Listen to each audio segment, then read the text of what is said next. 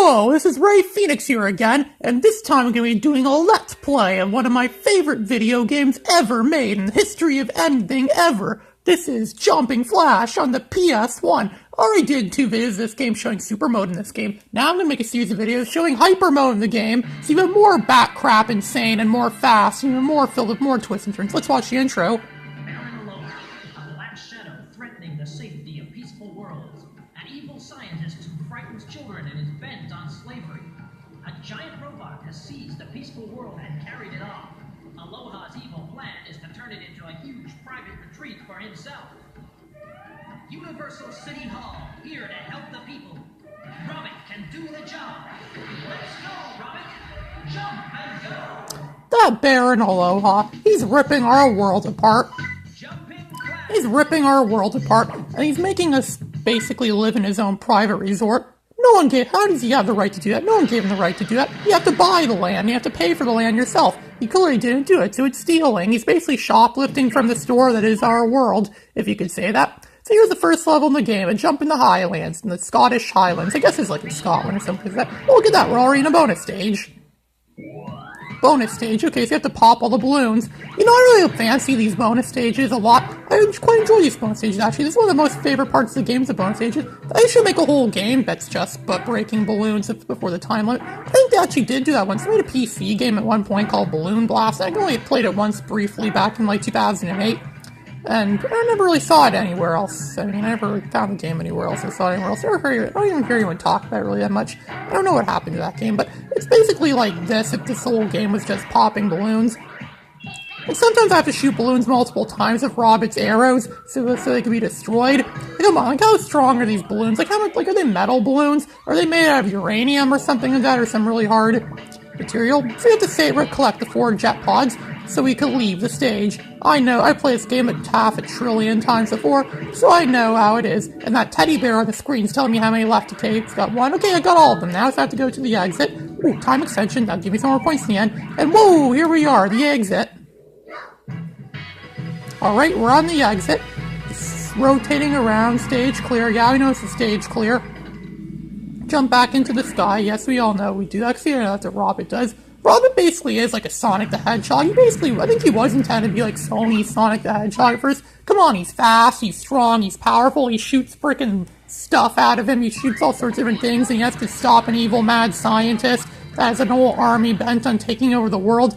Again, just like in Sonic the Hedgehog. Actually, there are a lot of similarities between this game and Sonic the Hedgehog. It's like Sonic the Hedgehog if it was a first-person shooter. It involved having to collect stuff, kind of like what you did in the Jungle Book game on the Sega Genesis. Yeah, believe it or not, the Jungle Book game on the Genesis and the Sega Genesis had a lot in common with this game too. That game came out in like 1994, and this game came out in like 95, so yeah.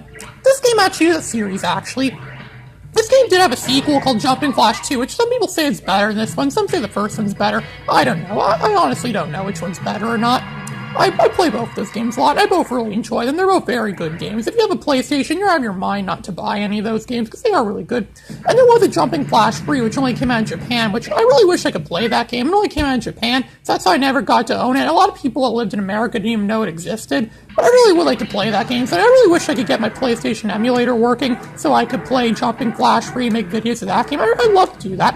But it sounds so good that it means it's not going to happen. I have a better chance at marrying Beyonce than that ever happening, as you probably all know. So, and then there's this other game I just recently heard of called Pocket Moo Moo. It's like a collection of bonus games on the games like bonus Moo Moo games, like Moo Moo's this weird white alien creatures. Like that's a Moo Moo right there. It's getting destroyed right now. It's a robot Moo Moo, but those weird creatures. I don't even know. What's the purpose of those creatures? It's like everything in life has to serve a purpose of some sort. And what's their purpose? Why do they exist? What's their main goal in life? What are they trying to do? I don't know. Some questions, some mysteries, some questions never get answered. Some mysteries are never solved. I like solving mysteries. It's always one of my favorite things to do when I was a kid was solve mysteries. Figure out why things happen, and why and how it happens. Sometimes I go so insane and so crazy when solving mysteries that I downright put a hat on my head. Well, not a hat. I actually put on bat ears on and dress like a bat and I run around town and I fight evil. I punch people and letters magically appear on the screen that spell out pow, wham, zam, biff, wham, you know, like all sorts of stuff. like that. I actually do go crazy when I solve mysteries to a point where I actually end up fighting crime. I'd love to be a crime player. If it was legal to be a superhero in real life, if it was an actual job, I'd totally take that job. I'd love to be a superhero. Ray Phoenix, the world's greatest hero. I would be the world's greatest hero. Yeah, Ray Phoenix, that's a cool superhero name anyways, Ray Phoenix. The Ray Phoenix. He's popping your balloons. He's destroying your real estate. He's destroying your balloon stocks. He pops so many balloons, you'll have to replace them. So shares and balloons. Alright, flying over there, shoot that balloon. Whoa, hit it. Hit the balloon.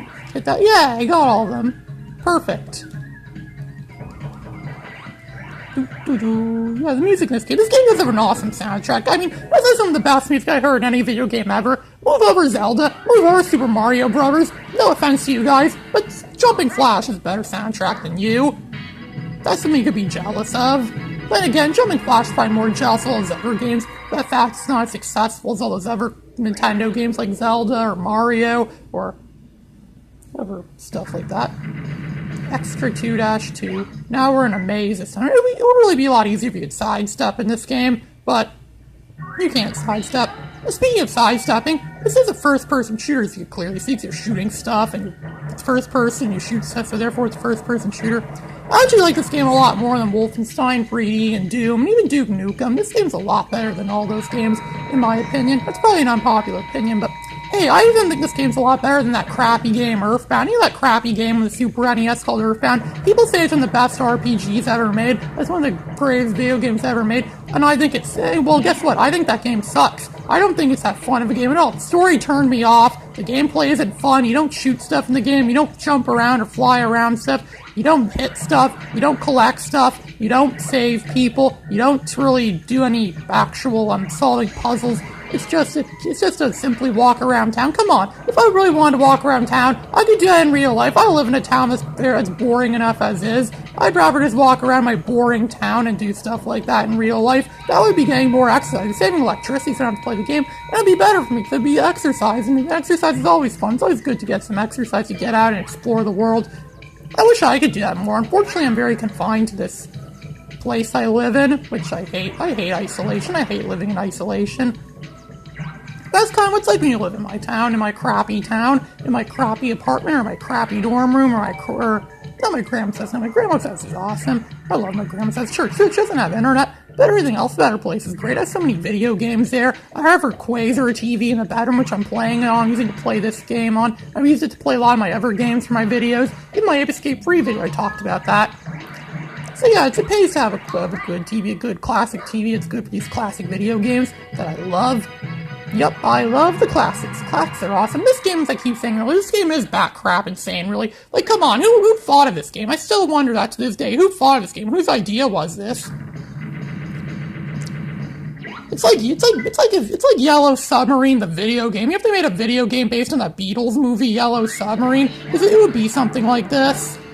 I love that movie, Yellow Submarine. I wish National Held or Sky Live or whatever his name is, that Nazi guy that uploads Beatles stuff to YouTube. I wish he'd upload the whole movie. Then again, his second YouTube account, well, not sure his second account, but his YouTube account, formerly known as Sky Live Jr., who's called National Held more recently, it got terminated a few days ago for him violating copyright rules, copyright law, YouTube's copyright rules.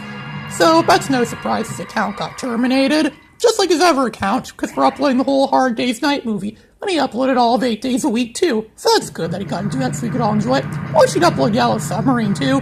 Well, that's the end of the first video. Now I'm out of time. Ray Phoenix signing out.